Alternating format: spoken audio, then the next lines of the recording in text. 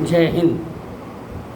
Human health doctor जे Chandra Mishra YouTube पर subscribe करें और हमारे इन प्रोग्रामों से जुड़ जाएं। और उसी संदर्भ में आज वैसे कोई विचार नहीं था हमारा कि एपिसोड दें, लेकिन आज जन्माष्टमी है, श्री कृष्ण जन्माष्टमी, जो भारत का नहीं पूरे विश्व का बहुत बड़ा त्यौहार है। और इसमें हम पाते हैं कि पूरे विश्व में श्री कृष्ण जन्माष्टमी मनाई जा रही है। और एक युग पुरुष परमात्मा के रूप में पहचाना गया, जिनको वो हमारी धरती पर जन्म लिया, और वो उन्हीं के उपलक्ष्य में आज श्री कृष्ण जन्माष्टमी मनाई जाती है।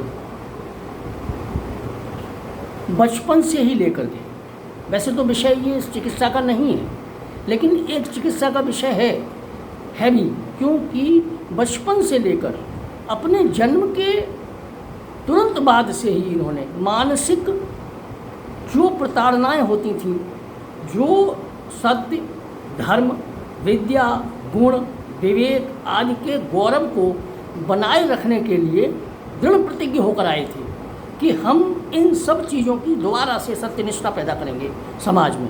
तो ये भी एक मानसिक एक तरह का ट्रीटमेंट था, मानसिक इलाज था।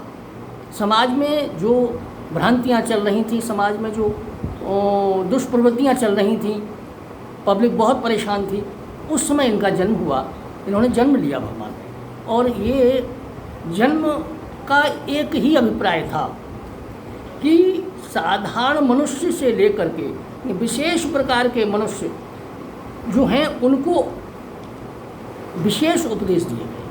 और इन उपदेशों में उन्होंने एक ही बात बताई कि हम अपने जीवन में अगर संतुलित रहते हैं तो हमें किसी चिकित्सक की, किसी औषधि की विशेष की आवश्यकता नहीं पड़ती है, और जीवन सामान्य रूप से बिना औषधि के चलाया जा सकता है।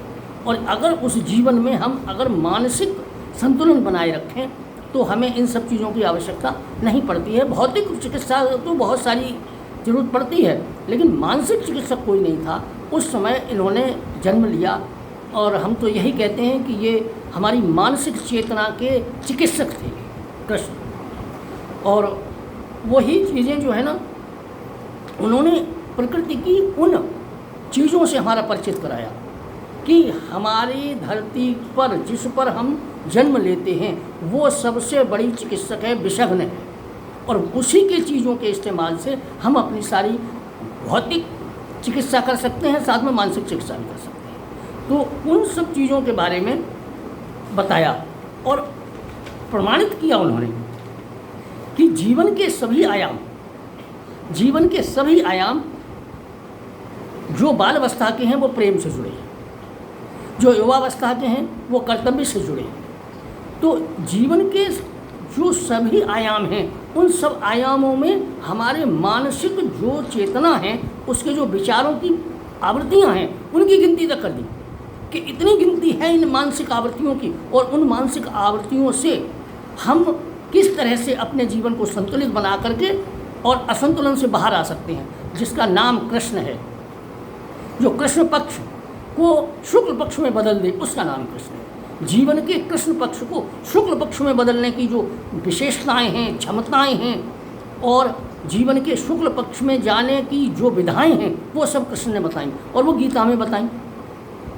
उन्होंने उस बाल अवस्था में अपने संकटों का, सामाजिक जो व्यवस्था थी वो एक अलग तरह से चल रही थी, उस व्यवस्था को मोड़ दिया। और उस व्यवस्था को मोड़ देते हुए जब युवा अवस्था में आए तो इतना बड़ा भयंकर एक युद्ध का मैदान हो गया। वहाँ क्या था? युद्ध में केवल नीतियों का युद्ध था कि हम अपनी विद्या का, अपने विवेक का, अपने गुण का कैसे गौरव बनाए रखें। सत्य, धर्म, विद्या, गुण, विवेक, इनका गौरव बनाए रखने से क्या क्या हमें लाभ होते हैं, और गौरव नष्ट होने पर किस प्रकार के परिणाम आते हैं। और जो मनुष्य इन चीज़ों का, विद्या का, धन का, सत्य का, धर्म का, इनका जो गौरव नहीं रख पाता है वो किस किस तरह के कष्ट में पड़ करके क्या क्या आवृत्तियों उसकी मन की हो जाती हैं और कहाँ कहाँ उसे भुक्तभोगी होना पड़ता है। तो ये एक जीवन की औषधि थी, एक जीवन की चिकित्सा करने वाला जो हम उसे कहेंगे कि जीवन वैद्य, वो कृष्ण बालपन में रहे। इसके बाद उन्होंने व्यवस्था के रूप में जब आए तो वो वहाँ पर जो है एक सारथी बन करके सारा कुछ महाभारत लड़ा। और उस महाभारत में भी क्या विशेषता थी कि उन्होंने बताया कि जो जीवन के दो पक्ष हैं, एक कृष्ण पक्ष है और एक शुक्ल पक्ष है। जो जीवन का कृष्ण पक्ष है वो आसुरी संपदाओं का है और जो जीवन का शुक्ल पक्ष है वो दैवी संपदाओं का है। तो कृष्ण पक्ष को जीवन के को हम शुक्ल पक्ष में कैसे बदलें, ये विधा हमारे कृष्ण ने हमें बताई। और उसमें बहुत सारी चीज़ें ऐसी हैं जिनके बारे में हमारे समाज में गलत धारणाएं थीं, उनको सुधार किया।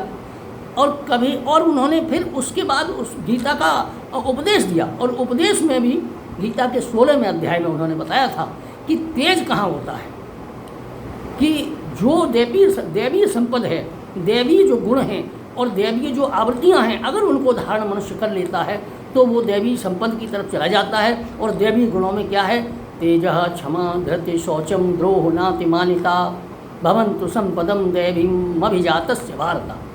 तेज, क्षमा, शीलता, धृति, बुद्धि और शौचम द्रोह नातिमानिता भवन्तु संपदम दैवीम अभिजातस्य भारत, ये दिया उन्होंने।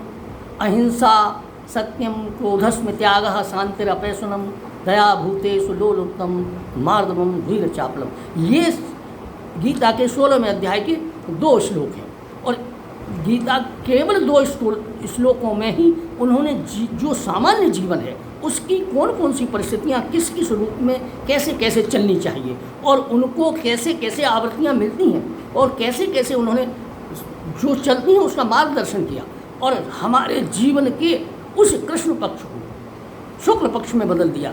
हमारे जीवन के अंधेरे पक्ष को उजाले के पक्ष में बदलने के लिए 16वें अध्याय में उन्होंने स्पष्ट कहा है कि जो लोग दैवीय संपत्ति से युक्त होते हैं वो शुक्ल पक्ष में चले जाते हैं, भले ही वो कृष्ण पक्ष में पैदा हुए हों, भले ही वो अपनी आसुरी संपदाओं के साथ पैदा हुए हों, लेकिन अपने को परिवर्तित करके वो दैवी संपदा की तरफ इन बातों को मानने के बाद चले जाते हैं। तो ये एक जीवन की चिकित्सा है।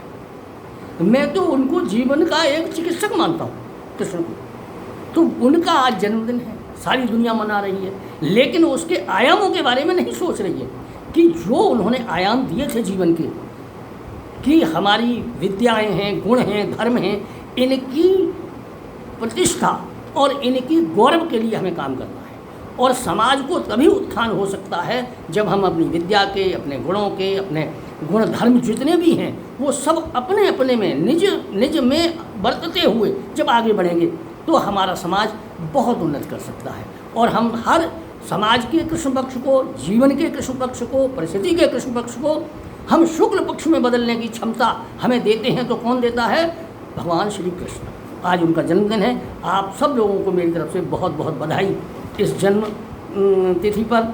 और इसको हम यही समझते हैं, कहते हैं कि जब भी हमें कहीं जीवन के आयामों में कृष्ण पक्ष में जब हम घिर जाते हैं तो हमें उस समय ज्ञान देने के लिए, उस कृष्ण पक्ष को शुक्ल पक्ष में बदलने के लिए कृष्ण स्वयं किसी न किसी रूप में, पशु, पक्षी, मनुष्य, किसी न किसी रूप में आकर के उस गुण का, उस गुण की मर्यादा का और उसके पालन करने का जो प्रतिफल है वो बता जाते हैं। कृष्ण कोई एक विशेष रूप में ही नहीं, हर मन के अंदर जो विद्या बैठी है, जो धर्म बैठा है, जो गुण बैठे हैं, उनकी जो मर्यादा पालन करते हैं वहाँ सब जगह कृष्ण मौजूद रहता है। और उनका मर्यादा का पालन नहीं करने वालों का, जो उन गुण धर्मों की जो प्रतिभा है, प्रतिष्ठा है, उसको निभाते हैं, उनके साथ कृष्ण हमेशा बना रहता है। धन्यवाद। देखते रहिए ह्यूमन हेल्थ डॉक्टर जे चंद्र मिश्रा।